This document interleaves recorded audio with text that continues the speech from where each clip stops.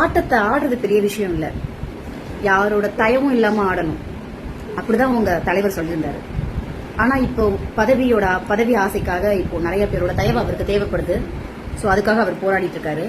இப்போ விசிக தலைவர் திருமாவளவன் அவர்கள் வருவாங்களா மாட்டாங்களா அப்படின்றதே தெரியல, ஒரே கேள்விக்குறியா போயிட்டு இருக்கு.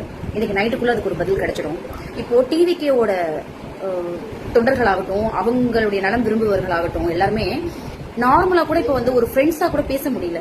ஓ நீ டிவிகேவா, நீ டிஎம்கேவான்னு சொல்லிட்டு கட்சி சார்ந்து நம்ம பழகக்கூடிய நிலைமைக்கு மாறிட்டு இருக்கோமோ அப்படின்னு எனக்கு தோணுது.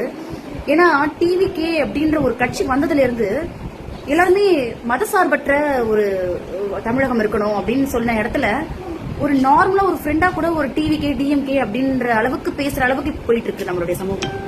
இது எங்க போய் முடிய போகுதுன்னு தெரியல.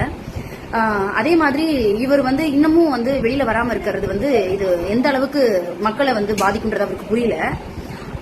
அவர் தலையிலேயே மண்ணள்ளி போட்டுக்கிறாருன்னு தான் நான் சொல்லுவேன். ஒரு ஆட்சி அமைக்கிறதுக்கு முன்னாடியே இவ்வளவு அவ்வளவு அவரை பத்தின நியூஸஸ் எல்லாம் வந்துட்டு இருக்கு. ஆனா அவர் அவருடைய பதவியில உட்காரணும், அந்த சீட்ல உட்காரணும்ன்ற ஒரே கோல்ல எதையுமே கன்சிடர் பண்ணாம அலைஞ்சிட்டு இருக்காரு. நம்ம எப்படியாவது அதுல உட்காந்துடணும்னு சொல்லிட்டு ஆளுநரா 4 தடவை இதோட 4 தடவை 5 தடவை பார்க்க போறாரு. எதுக்குங்க இப்படி ஒரு பதவி ஆசை இருக்கு? அந்த பதவியில உட்காந்து என்ன பண்ண போறீங்க? மக்களுக்காக தானே பண்ண போறீங்க. அந்த மக்கள் இவ்வளவு நாள் என்ன பண்ணிட்டு இருக்காங்க, என்ன நடந்துட்டு இருக்கு, ஏதாவது அவருக்கு தெரியுமா?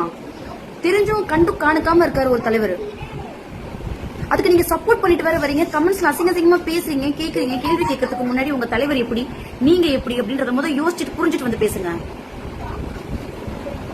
அவங்க பண்ணாங்க இவங்க பண்ணாங்கன்ற தயவு செஞ்சு சொல்லவே சொல்லாதீங்க.